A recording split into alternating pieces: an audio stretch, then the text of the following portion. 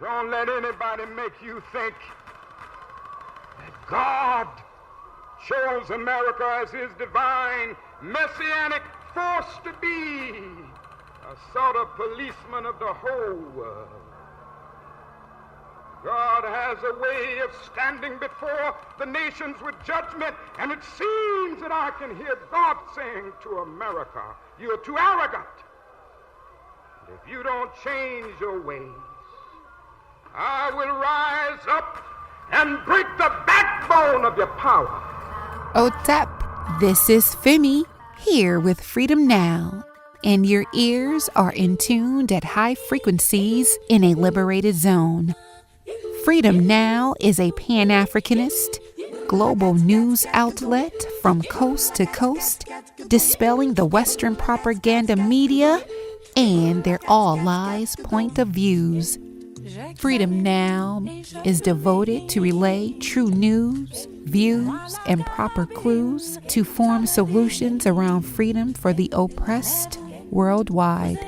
Now, get relaxed, grab a pen, and phone a friend, because Freedom Now is set to begin to awaken deep sleepers dreaming about freedom now, within, and freedom now, in. Habarigani. This is Sister Thade with Freedom Now's agenda for this Black History Month, Saturday, February 17th, 2024. We commence with our ancestor, Didan Komati, in the African drumbeat historical calendar. This hour, we're honored to be joined by our Afro-Venezuelan sister, Fravia Marquez Silva. She's the previous Venezuelan diplomat in Washington, D.C., president for the Afro-Venezuelan Network, and organizer for the Antiimperialist platform. She's here to discuss Venezuela's relations with Chile, Ecuador, Mexico, China, and Argentina, as well as the recent freeing of Alex Saab after 3.5 years of unjust imprisonment. Alex Saab was a Venezuelan diplomat who had been kidnapped by the U.S. for evading the illegal sanctions imposed by Washington on the Venezuelan people during the pandemic. We also want to note that although the Venezuelan embassy in Washington, D.C. has been vacant since 2018, the Secret Service raided the embassy as an intimidation tactic on Thursday, February 15th of 2024, just this past week, 2 days ago, as the U.S. government is furious with the democratically elected government of Nicolas Maduro and has tightened sanctions on Venezuela in the recent aftermath of the Venezuelan court upholding a ban on the U.S.-backed Maria Corina Machado from presidential candidacy in the upcoming elections later this year. She was banned for conspiracy as the court found that Maria Machado supported U.S. sanctions on Venezuela and has been involved in corruption and had lost money for Venezuela's foreign assets, including the U.S.-based oil refiner Citgo and chemicals company Monomeros, which operates in Colombia. We are in fund drive this hour at Freedom Now, and so we still need your support. You can call in to donate at any level and also receive a gift with your donation, with either one or two of Dr. Gerald Horne's signed books. There's White Supremacy Confronted with the pledge of $100, or with a pledge of $150, you get the signed copy of White Supremacy Confronted and Paul Robeson, Artist as Revolutionary, as both of these books are precisely relevant to what's happening now with South Africa's recent international court filings against Israel's genocide of the Palestinian people. The number to call is 818-985-KPFK. That's 818-985-5735. We must fight until Palestine is free. You can also pledge online at kpfk.org. And also thank you to our generous co-producer, Dr. Gerald Horne, who has graciously donated these books to the station to help us raise money to keep our Freedom Now program running and the lights on in the building. Again, the number to call is 818-985-KPFK. That's 818-985-5735, or you can donate online at kpfk.org. Our music clip mix includes MLK, Sat Mama, Larry Willis, Mulgrew Miller, Art Blakey, John Coltrane, Alice Coltrane, and more. So sit back, phone a friend, and as always, we stand ready for revolution.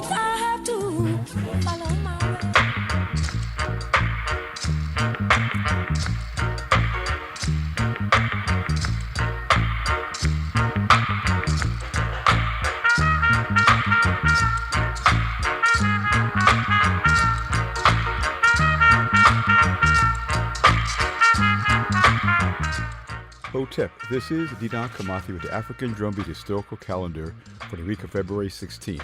Freedom Now provides this historical calendar to further contribute to our appreciation of the struggles of our forefathers and mothers in the continued struggle against profits and exploitation over peace, justice, and egalitarianism. We urge you to make your contribution for a more just world for our children. February 16th, 1960. Comandante Fidel Castro becomes premier of Cuba. Cuba, after Guyana, becomes the second contemporary socialist society in the Western Hemisphere after decades of war against colonial and neocolonial forces. February 16th, 1975. The Black Liberation Army launches an amphibious assault on Rikers Island prison to free political prisoners. February 16th, the first century. Phuong Thai Chen, a Vietnamese woman warrior, was born. While pregnant, she led peasant armies against the invading Chinese. During battle, she gave birth, strapped the baby to her back, and proceeded to hack her way through a sea of Chinese soldiers attempting to colonize Vietnam. February 16th, Axgalat, or Elizabeth Petrovich Day, is celebrated in Alaska. Elizabeth, a Tlingit, that is, indigenous groups of natives of Alaska, was a ferocious leader of Native Americans and was a Grand Camp president of the Alaskan Native Sisterhood. She fought for the rights of indigenous peoples against the apartheid system imposed by the United States in Alaska, a U.S. colony. February 17, 1817, Frederick Douglass was born. After escaping from slavery, he became a leader of the abolitionist movement, gaining notoriety for his dazzling oratory and incisive anti-slavery writings. He stood as a living counterexample to slaveholders' arguments that slaves do not have the intellectual capacity to function as an independent American citizens. February 17, 1942, Black Panther Party leader Huey P. Newton was born. While a student at Merritt College, he took up the call by SNCC, the Student Nonviolent Coordinating Committee, for the formation of an independent black political party, the Black Panther Party. He became a key organizer, using the Black Panther Party as a vehicle for revolutionary black nationalism, as well as a reputation for standing up to capitalism and racist police. February 17, 1909, Apache leader Geronimo crosses over as a prisoner of war.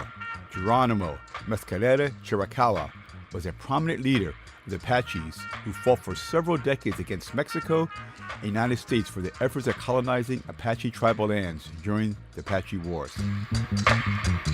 February 17, 1918, the first formal protest against slavery by an organized white body in English America was made by the Germantown Quakers at their monthly meeting. The historic Germantown protest denounced slavery and the slave trade. February 19, 1919, the first Pan-African Congress organized by W.E.B. Du Bois meets in Paris. There were 57 delegates, 16 from the United States and 14 from Africa, and as well as 16 other countries and colonies. This conference laid the foundation for the global African resistance to European colonization. February 19, 1912, Bread and Roses Strike, one of the greatest strikes and class battles in U.S. history. Police and women textile workers fight in the streets of Lawrence, Massachusetts, where women's wages were cut. Women crossed ethnic lines and united against the textile companies. February 21st, 1917, the birthday of the singer Nina Simone. She was a major cultural warrior in putting into music the struggles of Africans in the United States against segregation and racism. February 21st, 1936. On this day, Brother El-Hajj Malik El-Shabazz, Malcolm X, an African and American black nationalist and Pan-Africanist, is assassinated. This follows a series of trips to Africa, where he's offered positions in the revolutionary governments of Algeria, Egypt, and Ghana.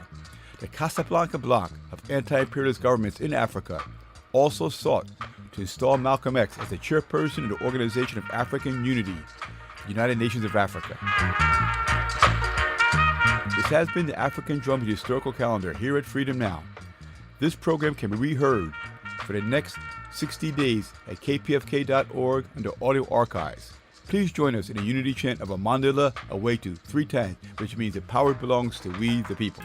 Amandala Awetu, Amandala Awetu, Amandala Awetu. For KPFK Pacifica Radio, this is Gerald Horne coming to you with a question. Have you wondered how and why it is that it was South Africa that dragged Israel before the International Court of Justice in The Hague on charges of violating the Genocide Convention in historic Palestine? Have you wondered how and why it is that it is South Africa that now has charged the United States and UK with aiding and abetting the genocidaires in Israel, which opens the door for pressuring Washington to improve its own horrible human rights record when it comes to restraining police terror right here in Los Angeles? Well, wonder no more. For a pledge of a mere $100, you can receive a signed copy of my book, White Supremacy Confronted, U.S. Imperialism and Anti-Communism versus the Liberation of Southern Africa, from Rhodes to Mandela. In this massive book, you will also find out why the Palestine Solidarity Movement needs to pattern itself after the anti-apartheid movement, which culminated with the downfall of this system by 1994 and the election of Nelson Mandela. In this book, you will also find out how the anti-apartheid movement pressured universities to divest their endowments from holding stock in corporations invested in apartheid South Africa, a maneuver that now the boycott, divestment, and sanctions movement targeting Israel is seeking to emulate. In this book, you will also find out how the anti-apartheid movement launched a cultural boycott, pressuring artists and musicians in particular to boycott South Africa and picketing and protesting those who crossed this picket line.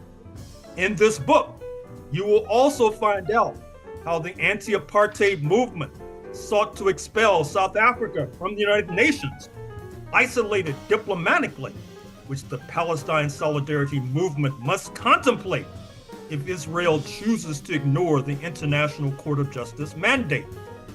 In this book, you will also find out how the anti-apartheid movement made South Africa an issue in presidential elections, and thus we were able to pass congressional legislation over the veto of President Ronald Reagan, and likewise pass municipal and statewide legislation, which the Palestine Solidarity Movement will have to contemplate if Israel remains as obdurate tomorrow as it is today. Pledge $100 and receive a signed copy of this book that provides a roadmap for the Palestine Solidarity Movement. But wait, there's more. Pledge $150 and receive the anti-apartheid book and a signed copy of the book by Gerald Horne entitled Paul Robeson, The Artist is Revolutionary, a riveting story of the man who was admired by Nelson Mandela, who kept a picture of him on his wall at home, the man who launched the first anti-apartheid movement, this after jeopardizing his career as Hollywood's first black star, and who paid a stiff price as a result. Robeson was also a star footballer and linguist, an attorney as well, a role model for today's youth. What a bargain! Pledge $100 and receive a signed copy of the anti-apartheid book. Pledge $100 and receive a signed copy of the Robeson biography. Or pledge a mere $150 and receive a signed copy of both books, a statement and testament to the idea that Palestine will be free, and so will we. Visit our secure website at kpfk.org or pick up the phone and dial. The number to call is 818-985-KPFK. That's 818-985-5735. We must fight until Palestine is free. You can also pledge online at kpfk.org. This is Sister Thage with Freedom Now, KPFK Los Angeles, Pacifica Radio Network. And for this Black History Month Saturday, we are joined by our Afro-Venezuelan sister, Fravia Marquez Silva. She's the previous Venezuelan diplomat in Washington, D.C., president for the Afro-Venezuelan Network, and organizer with the Antiimperialist platform. Welcome to Freedom Now, Sister Fravia. Thank you. Thank you for having me here today. I'm so excited. We thank you for your international leadership and joining us here today. And so first we want to ask you, Sister Fravia, can you talk about Venezuela's relations with Chile, Ecuador, Mexico, China, and Argentina? Okay, well, we have different kind of relations with those countries. So I will start the less dynamic relations and then with the biggest ones. So we can start with Chile and Ecuador and Argentina. So Venezuela had a change when President Hugo Chavez came to office around 1998. Our foreign policy changed. It changed in the region for the Western Hemisphere, for South America and North America, and also changed because we make more emphasis in what is South-South cooperation, and also we start having more dynamic relation with China and Russia. But all of that have a real cost, if we want to say, a motive. So regarding Ecuador and Chile, at the beginning relations were great with the last president of Ecuador. His name escapes me right now, Rafael Correa. We were, it is the so-called pink tide we had in South America with him, Lula, Evo in Bolivia, etc. But after that, there was a change of government to the right. They said the center, but it's really the right. And lately in Chile, we never were that close. Chile has a different pace in South America, if we want to call it like that. And lately, his president, Boric, even though he called himself a leftist president, he has been pretty conservative. And they didn't recognize President Maduro. Let's remember that President Chavez passed in 2013 because of cancer, and we went to elections, and President Maduro became the new president by election. Then we had elections again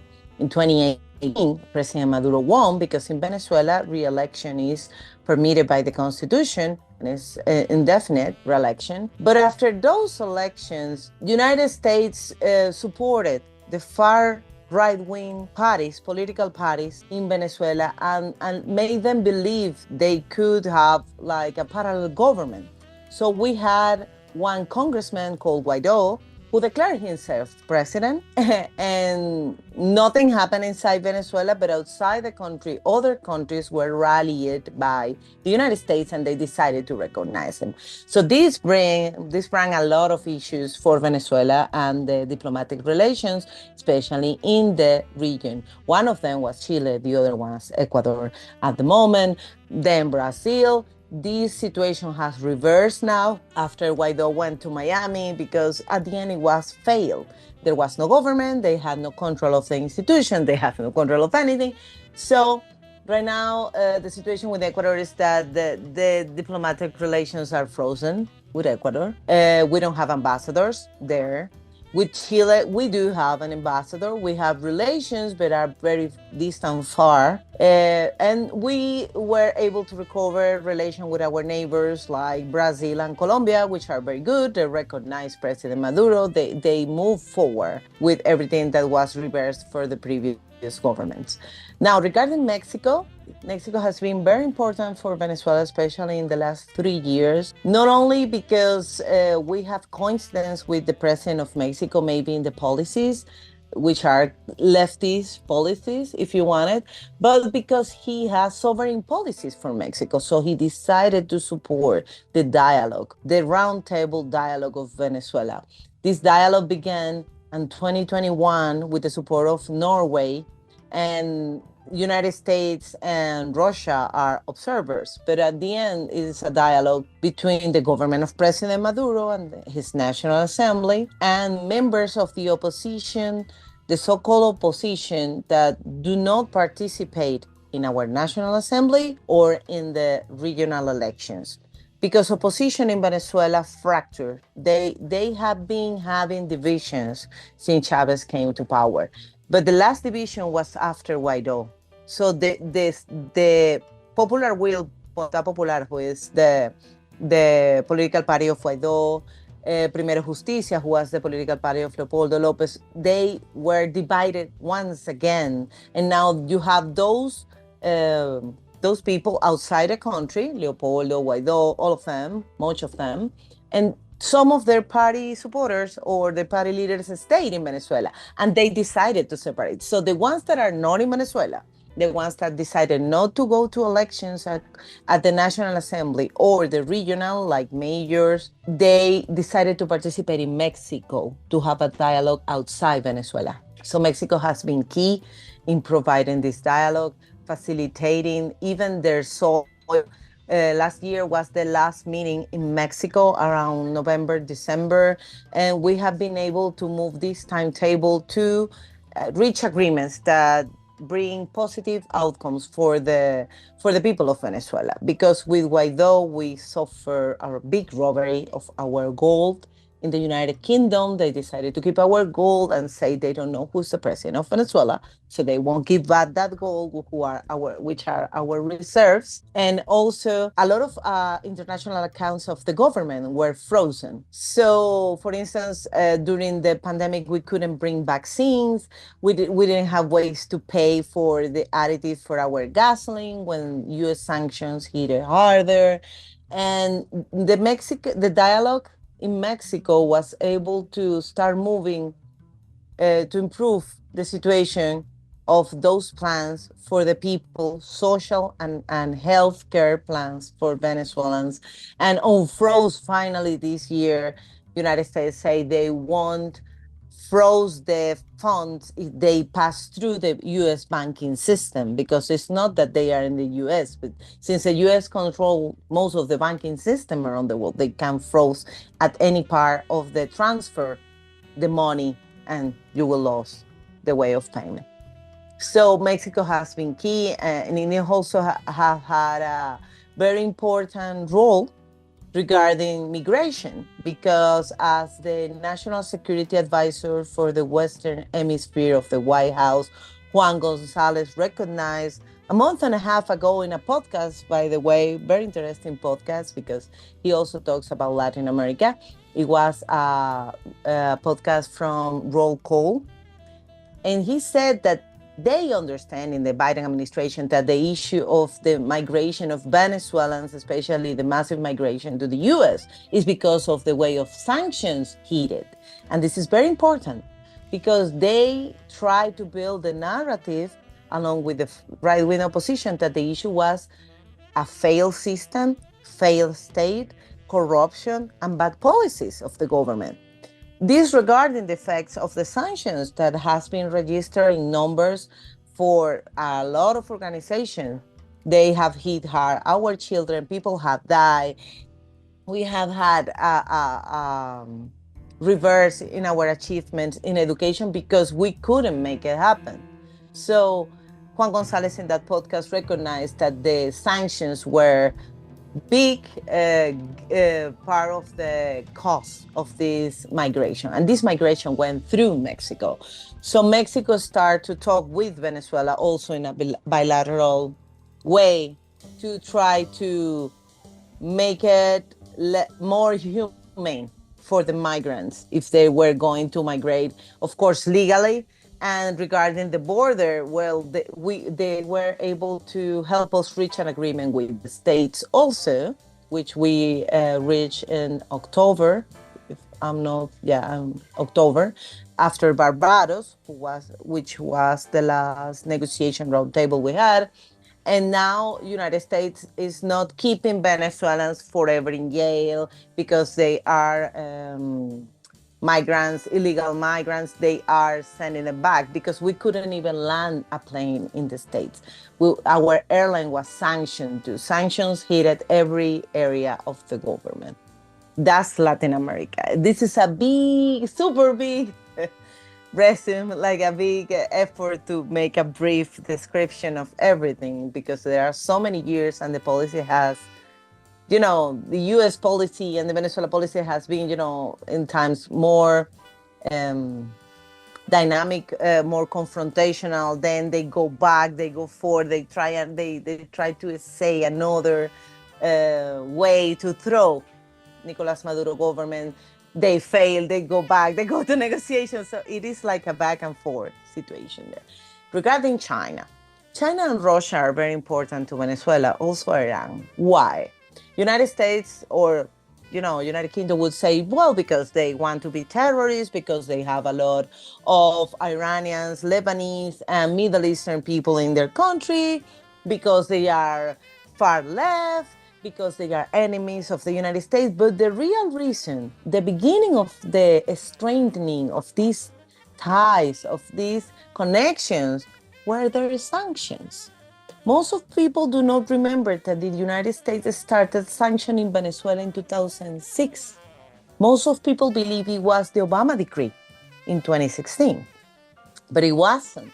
It was in 2006 they started prohibiting that we could import spare parts for our airplanes, civil protection for our National Guards, and they also start messing with our technology. Venezuela tried to reach out to Spain for boats in order to patrol the borders, and also to Israel to have spare parts for the F-16s. And the United States came in and said, you're not going to sell that because you will be sanctioned. So we start looking for, and who was the first that offered us spare parts? Russia. And then who was the other ones that gave us technology support and also support for oil? China, without interfering in our sovereignty. So they made this happen through those measures, through those sanctions, and they wanted to present it to the US Congress and to the media like, oh, we just want to be friends now with them because we don't like the United States. President Chavez always had an ambassador in the United States until 2008. That was the first time he recalled his ambassador because of what happened in Bolivia. That's another story. But he always had a diplomatic relationship with the States. And we went further and have the heating oil program with Citgo, who used to be Venezuelan, the oil company in the States. And they gave discounted heating oil in winter to several states in the United States, especially the East Coast. So China has been key, developing agriculture and developing also mining. And also during the pandemic, China was the one sending most of the supplies for the people in Venezuela. Without interfering in your sovereignty, without conditions, you just make your agreement and pay for it, because nothing is for free with any country. Even if we are friends, people tend to believe that, no, they are friends. Of course, they're giving it for free. No, nothing is free. Everything is the way it should be, but they understand international relations as respecting of the other government, of the other people, their sovereignty, and also respecting, well, their decisions, their will. So that's more or less. I don't know if I was able to make a big brief of everything, or you have any other question regarding this. Yes, thank you. And can you also touch upon Venezuela's relations with Argentina? Okay, great. Argentina. Well, Argentina has been love and hate because of what happened with the governments of Argentina. Argentina, as Bolivia and Brazil and Colombia was at Chavez government era, key for Venezuela. Remember that Venezuela is an oil country. So even though we have been trying to diversify our economy, our biggest export is oil. It keeps being oil. So we need to import most of our food, even though we do the best chocolate, the best cocoa in the planet, we export it, or coffee, that's not enough, or tourism. We're working on that, but it's not enough. So Argentina was one of the key countries where to import from, like Brazil was too. They were our source, our secure source, and it was a win-win situation for both. Also, regarding the South-South cooperation initiatives like the UNASUR that went down when Ecuador turned after President Correa left office, was also part of a pivot part, along with Brazil, of the strengthening of the South integration of the countries, because after Brazil, Argentina is one of the biggest economy in the region. So we have a very good alliance to give stability, to give a common voice, united as Southern American countries in international forums like the UN, or even now that they are applying to, oh, I forgot. Oh my God. Well, it will come back to me. So, but to put forward the Latin American voices in the international arena in general, Argentina with Cristina and Fernandez had a big down. They were kind of trapped in the issue of Guaidó. They didn't recognize Guaidó completely, but they didn't recognize neither our ambassadors. So diplomatic relations were tense. And that happened also at the highest level. They were like neutral in most of the issues regarding Venezuela when Venezuela decided to left OES, the Organization of American States, and also, well, with UNASUR, it stopped being proactive, if you want. Now with Milei, we are ready for the worst. I don't believe personally we're going back to do not recognize President Maduro government, because they finally recognize it fully. But I expect two things. First, left-wing movements, feminism, movements related to feminism, and all the movements regarding social issues in Argentina will go up. They are going to be stronger because they are being pushed to the far right with the measures and with the economic measures they have right now. There are some, I will say, I don't know if more than 2,000 Venezuelans in Argentina right now. They haven't had xenophobic issues like the Venezuelans in Peru, the Venezuelans in other countries that have suffered even violent attacks. In Colombia, at one moment was the same. So that is very important for the relations. They are closer because now we have a Venezuelan colony, if you want, there. And we are kind of similar in several ways of being the soccer, the food, etc. Argentina keeps being important for Venezuela, but we understand it's no friend. I would say of almost any country in South America right now. We have to wait and see how it develops next year. Venezuela have elections next year. The US have elections next year. Lula is there. Lula is building his role as negotiator. He came in to negotiating the Guyana-Venezuela issue. And we are sure he is keeping an eye, of course, in Argentina to see how to manage this and bring it to the real politic world when everybody needs to communicate and economy needs to flow, because we are all interdependent. No one lives in an autarky. We need to exchange. And Venezuela is key also regarding oil for Argentina and for most of the countries in South America.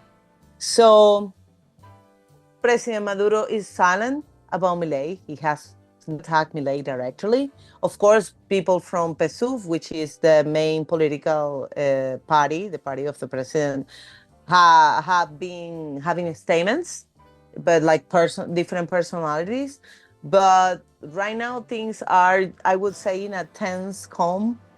We are calm, but we are tense, expecting to see how it's going on, how it will be for Argentina. And Venezuela is always willing to help. And President Maduro, as he have been calling for dialogue inside Venezuela since the beginning of his presidency, because he understood how difficult it was to try to be in the shoes, because nobody can fill those shoes, and he knows it, of Chavez, and what was the expectation regarding Venezuela and everything we had in the region back then. he always called for dialogue, and he do not close the door. So I think it's going to be the same with Argentina. Thank you, Sister Fravia. And before we get to our next and final question, we want to remind our listeners that we're joined here on Freedom Now by our sister, Fravia Marquez Silva. She's the previous Venezuelan diplomat in Washington, D.C., president for the Afro Venezuelan Network, and organizer for the Antiimperialist platform. And so our final question is that as recently, the U.S. President Joe Biden freed political prisoner Alex Saab in a prisoner swap. Can you tell our Freedom Now listeners who is Alex Saab and what is your assessment of the situation? Thank you. Yes, this was, I think, one of the best Christmas gifts for Venezuela, and also kind of a surprise and a big achievement for diplomacy. Alex Saab is a Colombian Venezuela. He was a Colombian Venezuelan businessman who became diplomat in 2018. He was working with the government of President Maduro since a long time ago regarding food, regarding housing, and several other issues that after he was kidnapped in Cape Verde in 2020 came into light, because given the nature of his missions, they were secret.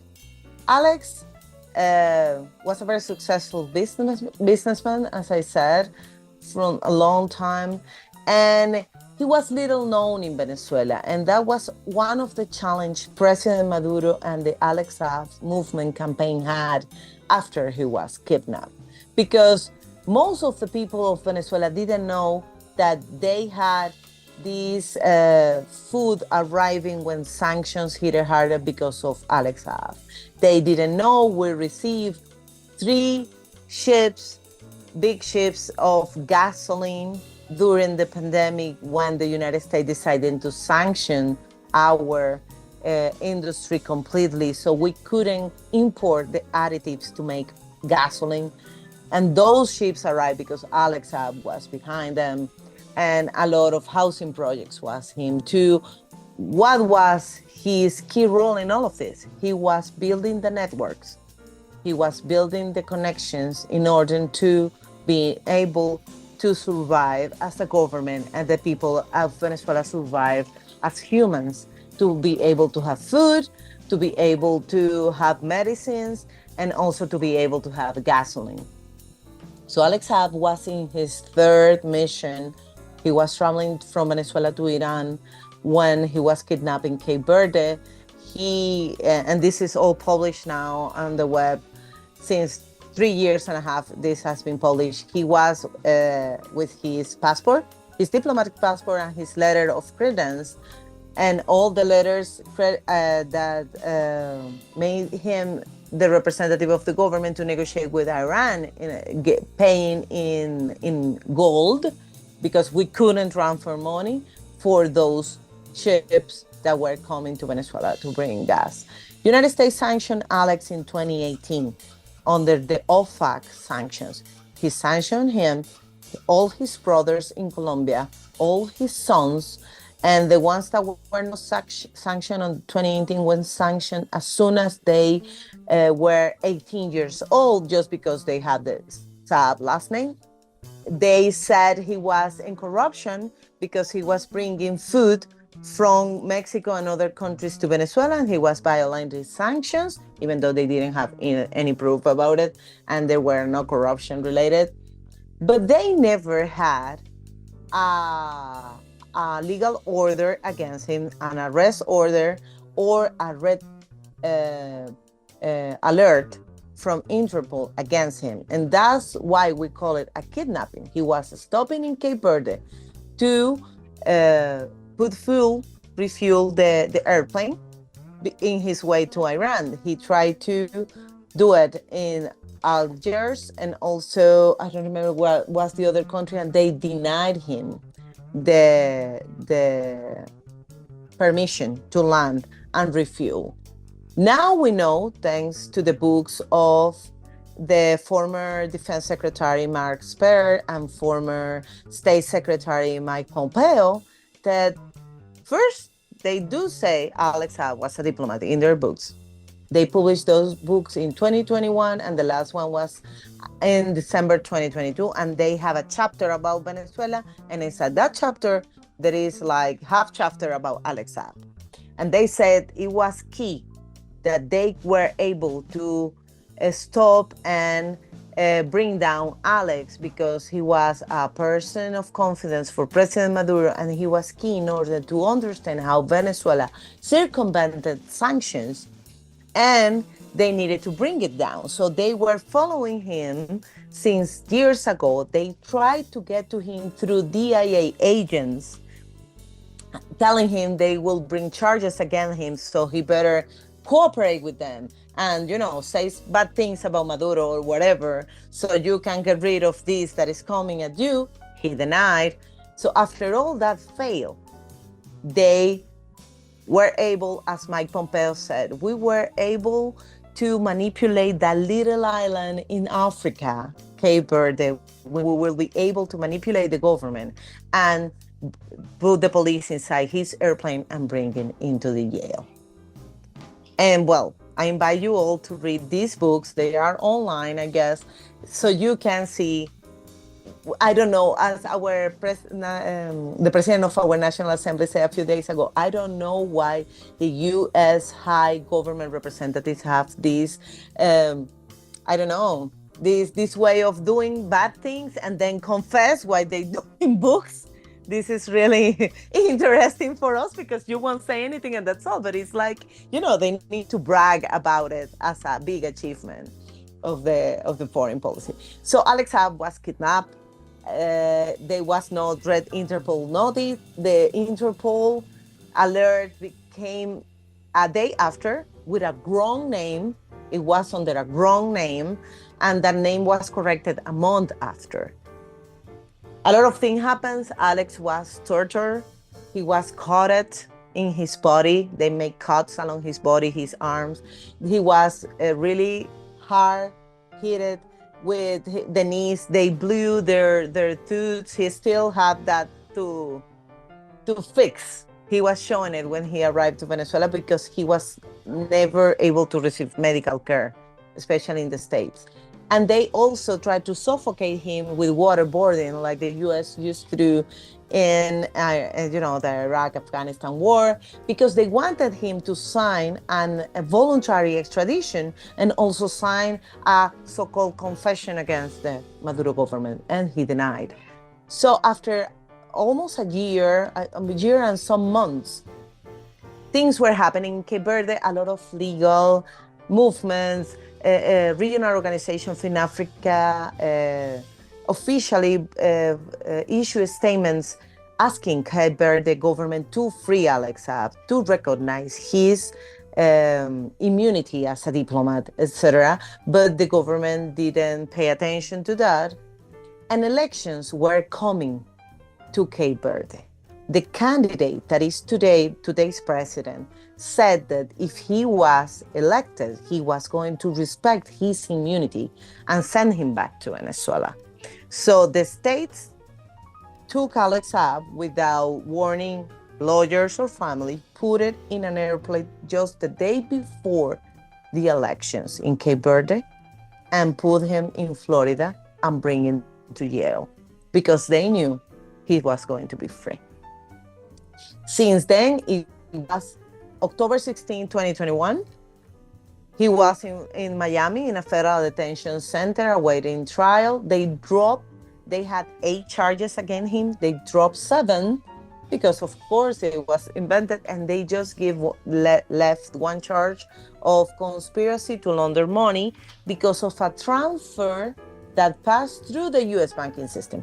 He was not in the U.S. He never had nothing to do or an account in the U.S. He was there when he was in his 20s or something, and he's 52. So it wasn't even something that could, affect U.S. rules, U.S. laws, U.S. citizens. It was that passed through that regarding a case. That money was going to Switzerland, and in Switzerland, they came with a trial before all this happened against Alex for that money because of supposed corruption charges because the U.S. was, chasing him around all the system, and the Switzerland courts found he was innocent and that there was no corruption. But in the U.S., they tried to bring again this charge, and that was a charge to conspiracy to launder money. And no one can say Switzerland is friend with Venezuela or is a leftist government or nothing related to that, nothing further than that. And even though he was, innocent, they said, no, we're bringing this charge, blah, blah. It was a political motivated case. He was a political prisoner. He was the first prisoner shown in Zoom with an orange suit. And the first appearance he made in court to bring that charge against him was in Zoom, live through YouTube to the world. It was the first time that the lawyers, his lawyers, or any lawyer that get to know about his case have seen that. That is a private issue. You don't bring charges because it was the pandemic.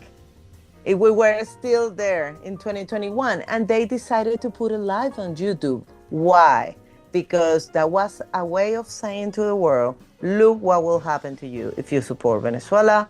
Look what happens to the people that, fights for what is right. And this is a way of saying, beware, don't go there. So he stayed in the United States. He wasn't able to see the sunlight. He couldn't go to the upper part of the prison like other prisoners. So for 2 years and a half that he spent in the States, there's no sunlight, so there's no vitamin D. He's a cancer survivor.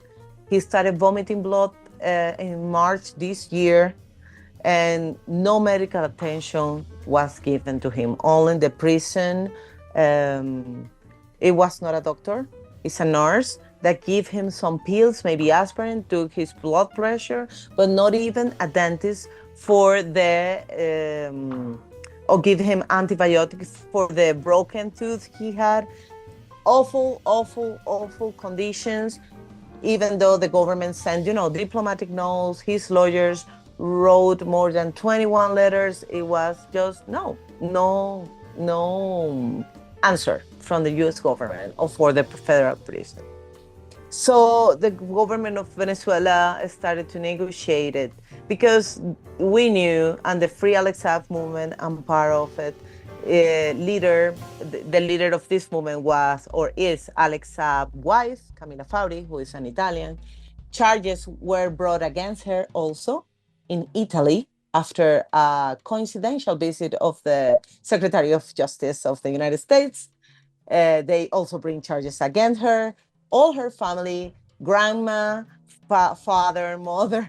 So it was just a political persecution with judicial. That's why we talk about this as lawfare, which is make warfare with the lawfare against Venezuela. They use the law to, bring down people, systems, try to break down families. At the end, the U.S. in 2020 also tried to make a coup d'etat. Guaido, who was claimed himself, as I said, president of Venezuela. This was all uncovered. And in the news, contractors, some mercenaries in the States, they arrived to Venezuela. They were stopped in our coast by the people, not the militaries or the police, by the people organized, and they will bring to justice two U.S. Green Berets. They went to jail. They were bring to the justice, and they were sentenced. They were here in jail.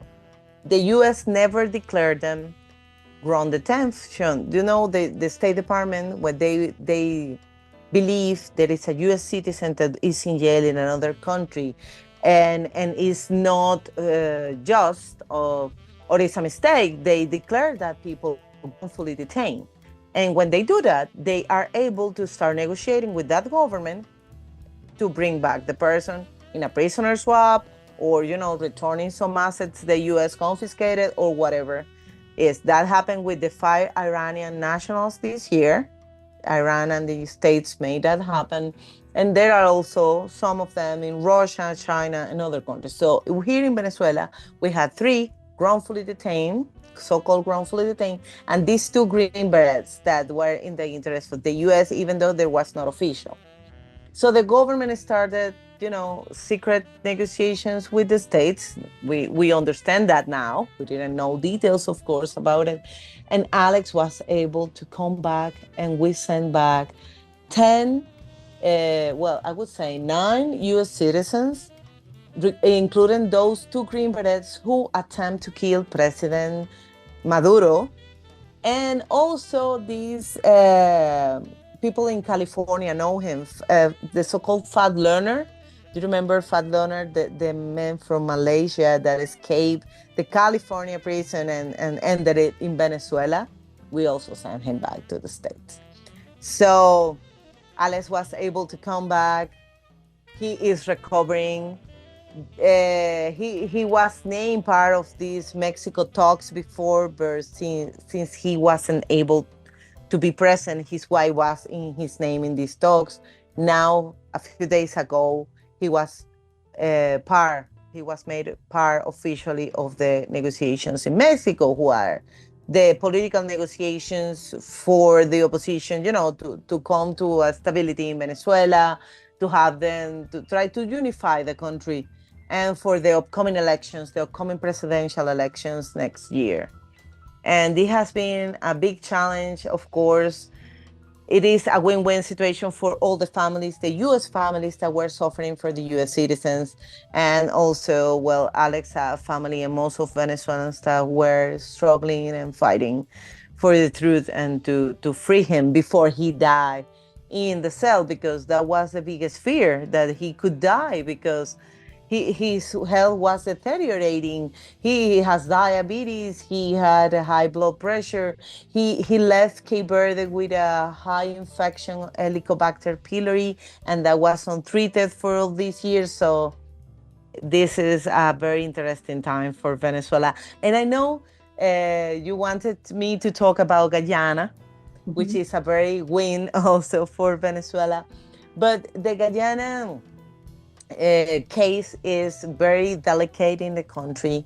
Most of the Venezuelans like me that are some kind in politics cannot talk officially about it, because we still are in this negotiation with the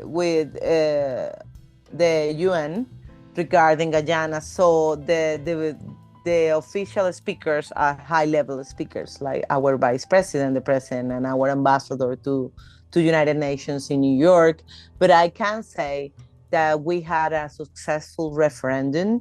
We have an amazing participation, massive participation from the people of Venezuela, because it was able to mobilize people from all political tendencies. It doesn't matter if you were opposition, if you were from government, even the people that is not interested in politics had something to say regarding the territory, because it was about our independence. It is about history. So this was a very amazing moment. And now we want to move forward. I also can say we have been given IDs, national IDs, to the Venezuelans in the Essequibo territory. And there are several policies regarding schools, education, and health that are starting from the government of Venezuela. And I guess at the beginning, some people said why President Maduro has to bring this issue now. It's a way to mobilize people. It's a way to maybe, some people believe he wanted to start a real war. Venezuela is a peaceful country. We are the only country in America that had a liberator, an independence hero that went to other countries to help them free. So Simón Bolívar, our liberator, liberated 7 nations. We didn't go to invade any country. We have never had war with our neighbors. For instance, Paraguay, Uruguay, Chile, they have wars in the past, very bloody wars, we regret now as South America, but that was never the case of Venezuela. So that is not in our policies or way of being, but people was afraid of that. Internationally and nationally, it was a little sector believing that that was the last consequence of what this was heading to, this road was heading to, but it wasn't. It was the way to demonstrate and bring the president of Guyana to talk, because at the end that was what happened. They went to Barbados. President Lula offered himself as a mediator, and now both presidents, President Maduro, President Ifar, sat down. They made an agreement, and we have to move regarding that, because Exxon since 2015 has been making investments. It is a fact. It's not a perception. It's not something that could happen. It's not a future forecast of, economy. Is happening. And those waters are part of the dispute, the bilateral dispute between Venezuela and Guyana. And there has been money going to Guyana since then. There is a very interesting book I will also recommend. It was published in June this year. It is in Amazon. I think it's only in English. Is From Destiny to Prosperity. It was written by the oil minister of Guyana, and he explains in detail all the agreements, what happened with Exxon, how it goes. He demystifies some things that he was accused, or Guyana was accused of, especially regarding money. And also he has a big annex about a congressional hearing they had regarding the issue. And it's very interesting because that happened. And of course, Venezuela would never try to stop the developing strategies of other countries. That we have done the opposite. We bring PetroCaribe in order to help Caribbean countries to develop, because that was the only way to help their fragile economies that depend on tourism and oil for electricity mainly in most of the Caribbean islands and countries surrounding Venezuela. And PetroCaribe was low-cost oil in a very flexible scheme of payments for them. So we have demonstrating facts that we don't want to stop the develop or, refrain people to grow or countries. But what is certain is that we cannot allow that to happen either with the Exxon. And that's all I could say about it, which is a lot more than I should. We thank you, Sister Fravia, for this comprehensive overview and detail of what is happening in Venezuela. And so in closing, we've been speaking with our sister, Fravia Marquez Silva. She's the previous Venezuelan diplomat in Washington, D.C., president of the Afro-Venezuelan Network, and organizer for the Antiimperialist platform. Thank you for joining us here on Freedom Now. Thank you, and I hope I can be here again to discuss another issues regarding Venezuela. We look forward to it. Okay, thank you very much. And in closing, we'd like to thank all who donated this hour to support Freedom Now and KPFK. You can still donate by calling 818-985-KPFK, 818-985-5735, or donate online at kpfk.org. Thank you to our guest, Sister Fravia Marquez Silva.